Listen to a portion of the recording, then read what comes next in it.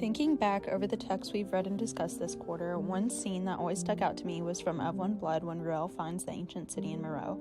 I think the reason it stuck with me so much is that I actually felt like I was there, and I could see the city while I read it, and in my head I could see palm trees, lots of greenery, ancient temples, and fountains of water.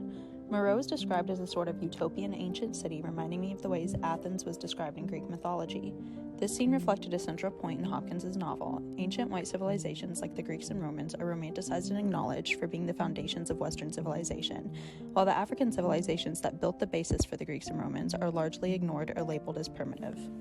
In the Givens Collection publication of One Blood, the cover perfectly illustrates this theme. While the cover was not created by Hopkins herself, it was constructed from her work. This cover, however, is not only a reflection of or on the novel, it is also a component of it. Its illustrations bring the central themes of the story that it encloses to life, accentuating the thematic interplay between art, race, history, and time. In this depiction, a black man stands in between two towering pillars. Intent and focused, his arms stretch out to each side in a valiant effort to hold the pillars in place.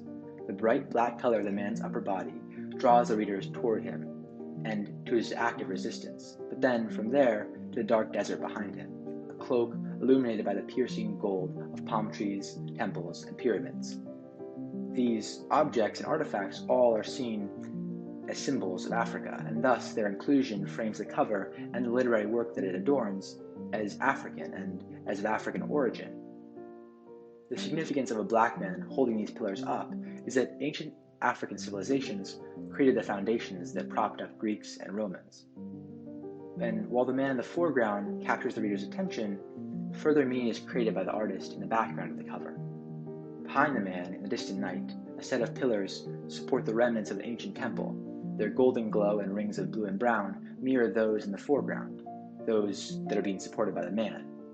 However, the pillars in the distance appear to be crumbling, suggesting that if not actively supported and upheld, the undeniable truth of African influence on Western culture may be eroded and obfuscated in the face of historical time, an omnipotent medium through which individual belief and bias transcend the friction of truth and time and erode the past, creating and reinforcing a Eurocentric perception of the present. Many of the things that we consider great about ancient arts, such as the design of the pillars that appears on the cover, originated in Africa before ever arriving in Europe.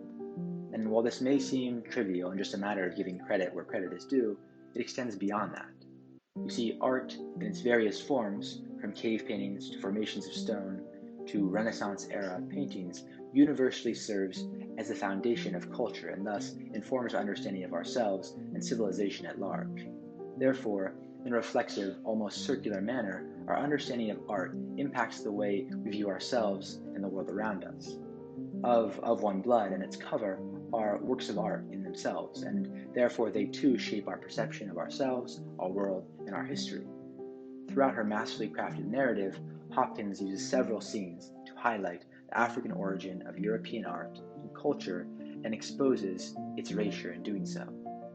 Leveraging mythological figures, Hopkins also highlights and criticizes the hypocrisy and irony of the West's reverence for and romanticization of ancient Greeks and Romans as the founders of civilized practices, fully neglecting the influence of African civilizations on European cultures. Leveraging artistic tools, the Givens cover, in its deliberate curation and careful construction, argues one of Hopkins' most central points, that it too is in the artist's hands, by pen or brush, to resist, reverse, and prevent the erasure of African history and influence. Perhaps this point extends beyond the intrinsic bounds of Hopkins' work and to the act of writing it. That is, through its creation, she intended to create and unearth truths overlooked by many. Inspired by Hopkins and the content of One Blood, we decided to reimagine Greek and Roman art to highlight its African origins. The first piece of our project comes from Scene 12 in Of One Blood. For 3,000 years, the world has been mainly indebted for its advancement to the Romans, Greeks, Hebrews, Germans, and Anglo-Saxons, but it was otherwise in the first years. Babylon and Egypt, Nimrod and Mizraim, both descendants of Ham, led the way and acted as the pioneers of mankind in the untrodden fields of knowledge. The Ethiopians, therefore, manifested great superiority over all the nations among whom they dwelt, and their name became illustrious throughout Europe, Asia, and Africa. This scene pretty outwardly states the theme we are exploring. The line, Babylon and Egypt, Nimrod and Mizraim, both descendants of Ham, led the way and acted as the pioneers of mankind in the untrodden fields of knowledge, inspired me to think about the foundations of our society, and more specifically where we attribute the origins of academic thought in pursuit of knowledge. I googled ancient arts and sciences, and the first images that popped up were those of ancient temples like the Pantheon and the infamous School of Athens painting. This inspired me to reimagine the School of Athens as a school of Philae. This picture is my reconstruction of an ancient temple discovered in Egypt. As someone who studies classics, when I went to the Vatican and explored the ancient arts exhibits, I found numerous Greek and Roman statues as expected, but in the same area, I found ancient Egyptian, Ethiopian, and Middle Eastern statues as well. It led me to think about why, at least in my experience at Northwestern, do we only study classics as Greek and Roman when there were other civilizations happening at the exact same time that created much of what we knew first. I found out that the term classics derives from the Latin words classis or classicus, meaning of the highest class.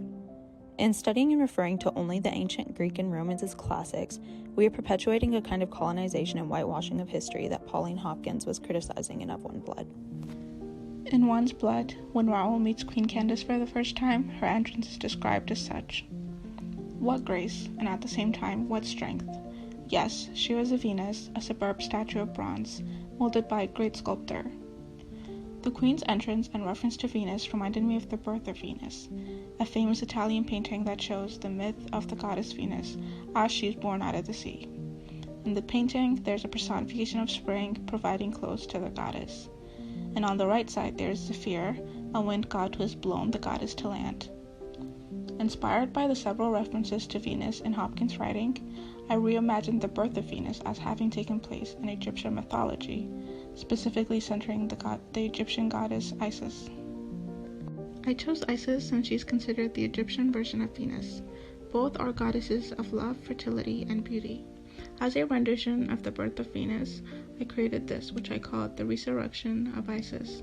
In addition to her ties to beauty and fertility, Isis also has the ability to resurrect the dead, as she famously resurrects her husband Osiris. On her right is Hathor, the Egyptian goddess who's one of the many goddesses who takes on the role of the feminine personification of the sun. Lastly, Osiris, the brother and husband of Isis, is on the left, in replacement of the wind god Zephyr.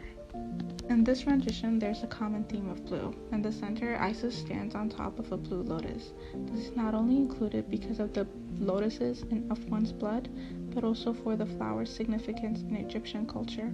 The blue lotus was an integral piece of many ancient ceremonies. Egyptians even grew and exported the flower to places like Greece and Rome.